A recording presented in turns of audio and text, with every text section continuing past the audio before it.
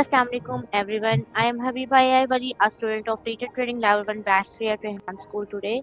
We are honored to have with us Sir Naseem Ullah Bhutta, who is actively working in the field of education and motivation. Sir Naeem is a educationist, American certified IELTS and spoken English trainer. Today we will learn inspiration and valuable insights from his experience and educational journey. So let's begin our interview. Assalamu alaikum. How are you, sir? First of all, thank you so much for giving us your valuable time today. Before we move towards our question, would you please give a short introduction about yourself to our audience? Thank you, Habiba. It is really a pleasure for me to be on your show. And I would like to make one correction. I am Naseem Ullah Bhutta, not Naimullah. Okay, that's right. I'm Naseem Ullah Bhutta, an educationist and certified ELT trainer from Arizona State University. Currently serving as a lecturer in English and IELTS and PTE and Speak Smart English courses in Pakistan in Gujranwala. I'm also the host of Talks That Teach. It's my international podcast where language teachers are, you can say, the educator, leaders, and change makers from around the globe. I invite them to my show, and we have meaningful conversation, professional growth, and lifelong learning. My passion is to help students build confidence, communication skills, and mindset that is required to succeed in this global world. Would like to ask a few more questions about my topic. So my first question is, what inspired you to become a teacher and communication trainer? Right. It's a wonderful question that resonates with my personality. To be honest, back when I was a student, I was pretty shy myself.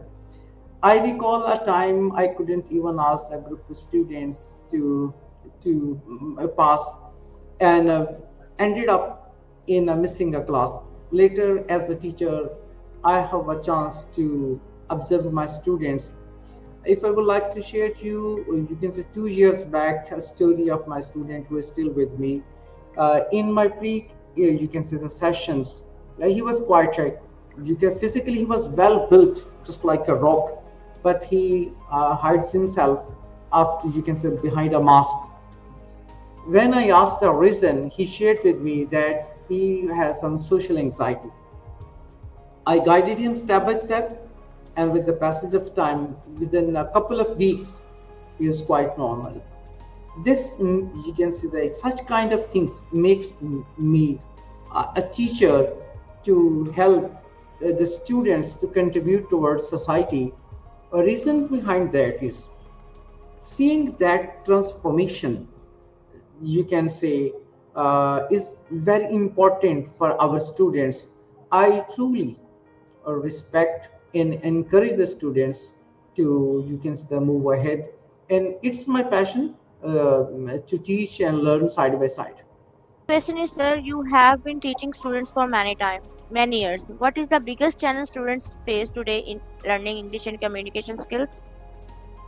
Right? It's, you can say, the common challenge for every student. There's a big challenge, that's the fear inside them. Many students are scared of making mistakes. Normally I do ask my students make mistakes in my classroom. It's your workshop. Try to make as many mistakes in your class as you can, because after these mistakes there will be a rectification and you can move ahead, especially in communications, in normal conversation, everyday conversation. I have seen students score excellence bands, or you can see the marks in our exams, but they fail in interviews and presentations, all that. And honestly, this isn't only in Pakistan issue. It's, you can say, international issue. Most of the students face such kind of things. Many learners know the language, but hesitate to speak because they fear being judged by the others. So I encourage students, in, you can say, it is not the matter of intelligence, it's the lack of confidence. Try to build your confidence, speak, you can say, naturally, And don't go for perfection. Just start where you are. In this way, students can overcome their, you can say that, this challenge, and they can become more confident and more communicative in this way. I think if they overcome this fear and build to some extent their confidence, it's very natural for them to go ahead and move and contribute in this world. Okay, sir. Next question is many students feel shy or afraid while speaking English. How can they overcome fear and build confidence?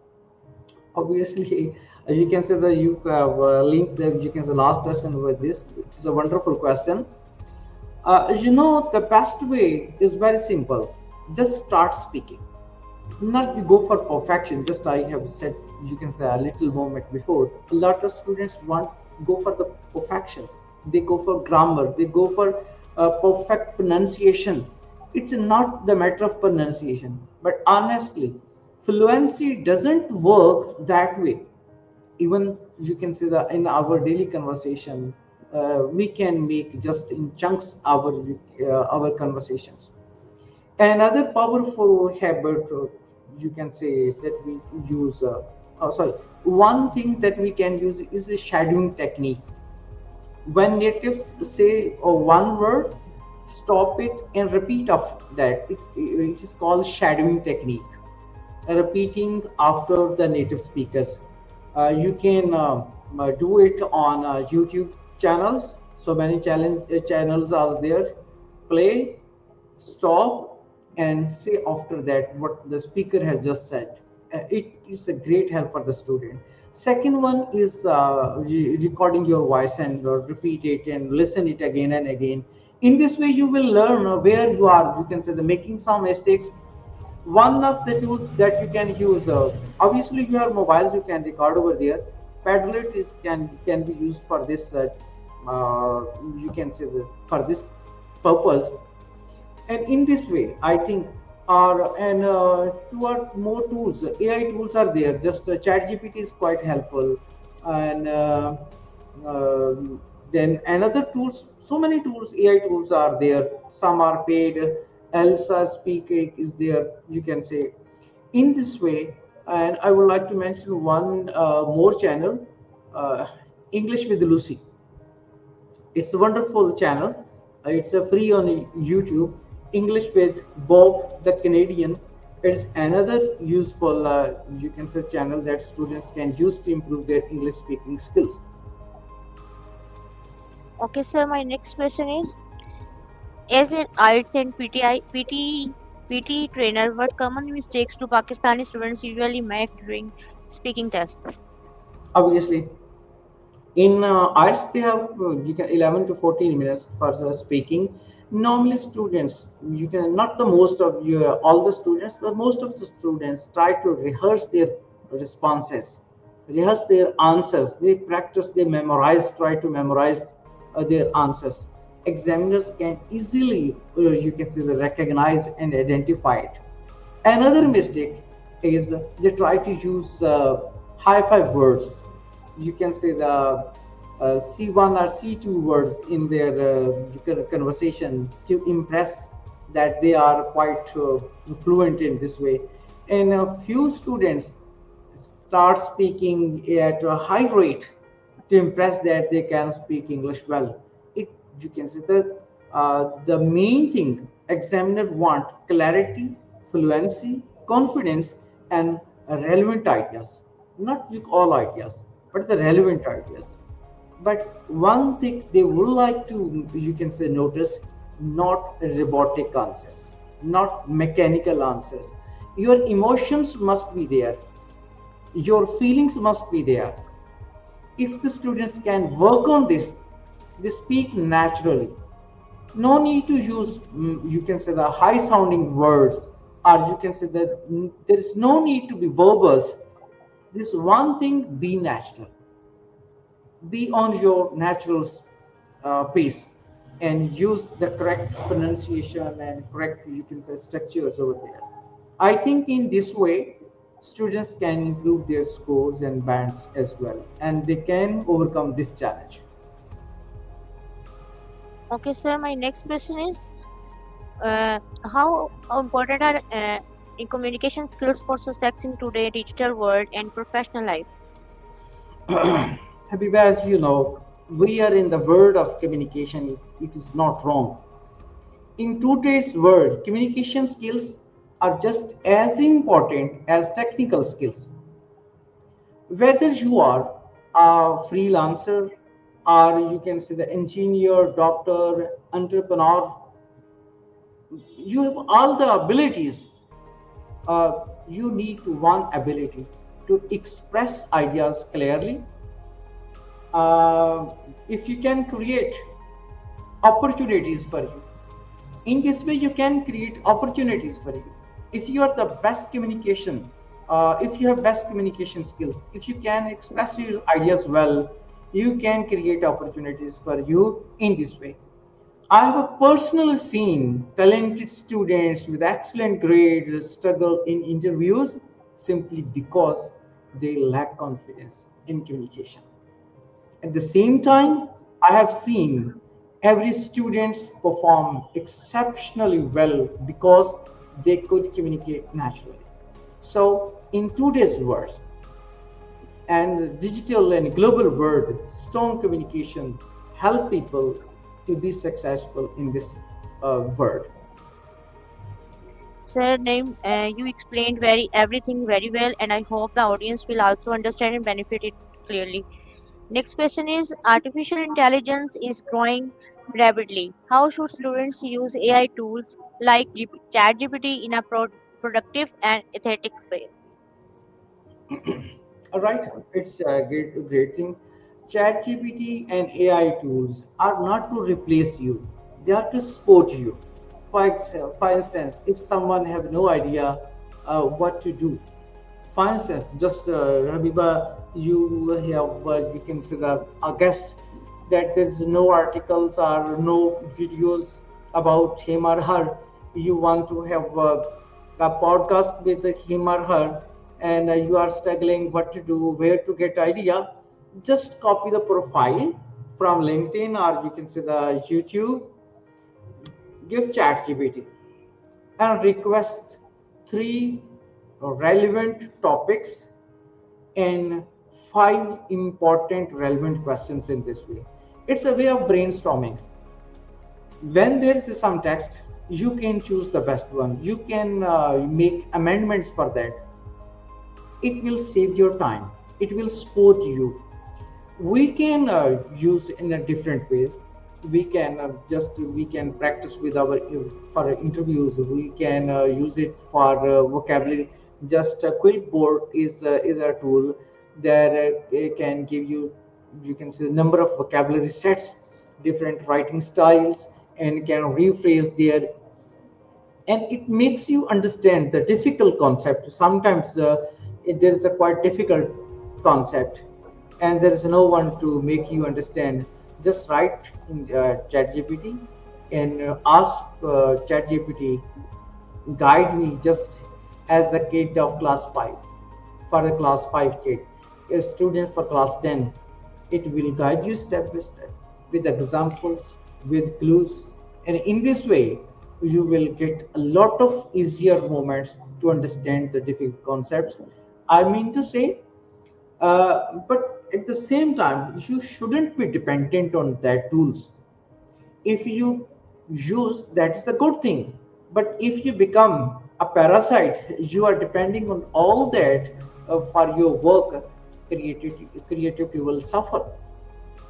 And so in this way these tools are a sport guide for us, and we shouldn't use it for shortcuts, I think. Thank you so much, sir, for guiding me. My next question is, what role can platform like Rehan School play in changing the future of the students in Pakistan? Thank you. Very good question, and it is very important. And once I've been a student at Rehan Allahwala's, you can say the school, though I virtually attended all the classes, and most of the credit goes to Rehan Allahwala for bringing such kind of things in Pakistan. at the early, you can say, the age when there was no one to do that. Now government is trying to implement such kind of things. I believe Rehan Alawala School is creating, you can say, the set of possibilities and opportunities for Pakistan youth. It is helping, I mean to say, this system is helping students learn digital skills, freelancing, communication, entrepreneurship, AI tools, skills that are highly valuable and recommended in this society. You know, many students from small towns now have access to global opportunities because of online learning platforms like this. I have personally seen young Pakistan earning online, building confidence, and changing their lives through digital education. So credit goes to Rehan Alawala. Yes, sir. Rehan and Nawala gave us these opportunities, and I feel very lucky that I am learning so much from this experience. So my next question is, sir, you host the podcast Talks That Touch. What have you learned from interviewing educators and leaders from around the world? Habiba, can you can say the, ask me this question again? Because I think something is okay. I got your question. I think you were asking about my platform that talks, that teach. Obviously, Yes. one thing I have learned from this hosting platform that talks, that teach, is the, you can say, the learning never, you can say, really stops. It's always, there's a time for you, there's a chance for you to learn and move ahead. Normally from my guests, I get different things. For example, from one of them, you can see the a few weeks back, Manju was my guest. She is from Nepal, but now she is in America. She shared one thing wonderful with me, that she balanced her food. How comes? 80% clean food, 20% enjoyable food. That is the wonderful message for me. We are not, you can say, the letting everything to eat, everything that we can eat. We are very much clear what we are going to eat, what we are going to enjoy.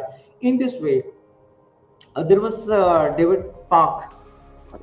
So many people are there, and I would like to mention, can mention number of people that have changed my, you can, learning style even, and they sometimes, I get sometimes books from them. Sometimes they share their ideas and their books. Sometimes I get their articles over there. It's a great way, it's a gateway, even I would like to say, of learning all the time. And every conversation teaches something meaningful, new, incredible. I have spoken with educators, leaders, entrepreneurships, you can say, from different countries.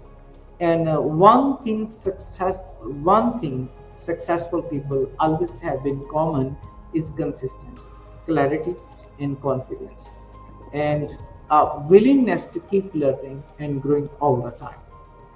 And honestly, these conversations also remind me that no matter where you come from, a strong mindset and continuous learning can take you, you can say, very far. I think my platform is no less than a blessing for me. Okay, sir, you described it very well. Next question is, what advice would you give to students who come from small cities but dream of achieving something big internationally? Right, one thing, you can say, I would like to simply one thing say to everyone, even you come from a big city or you can say the small town or village, don't underestimate yourself. Your city or your background doesn't define your future. Today, because of the internet, opportunities are everywhere. I have seen students from small towns become successful freelancers, content creators, professionals, all that they have done. So stay consistent.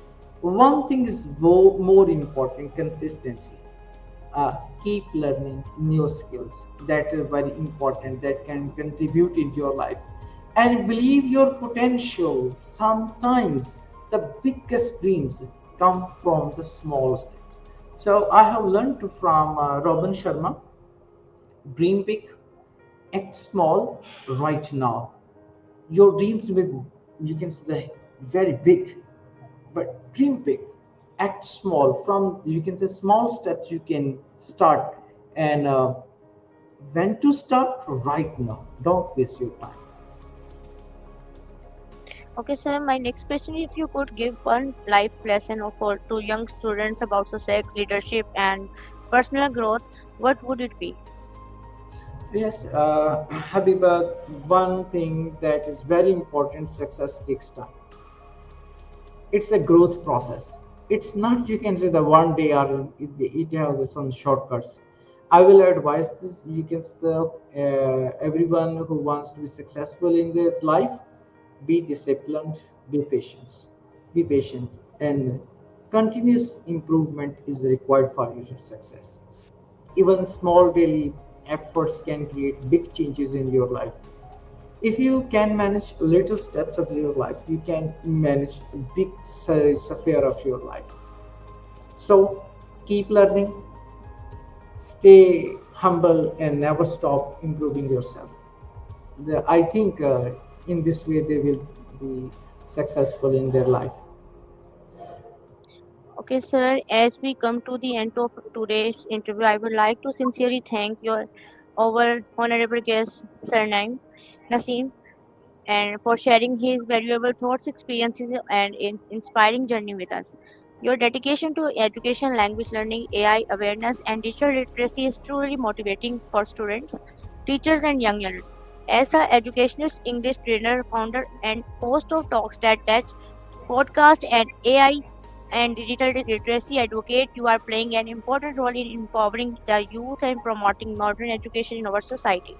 Today, we learned many meaningful lessons about motivation, learning, personal growth, and the importance of continuous education. Your words and guidance will surely inspire many people to work hard, stay confident, and achieve their goals. On behalf of Rehan School Teacher Training Batch 1, Batch 3 student, and myself, Habiba Wali, I would like to express our heartfelt gratitude for your precious time and for being with us. Thank you so much once again, sir. It was truly an honor and pleasure to have with you with us. Thank you very much, Habiba. It is a pleasure to be your guest on your show. Thank you very much. And thank you to our audience for joining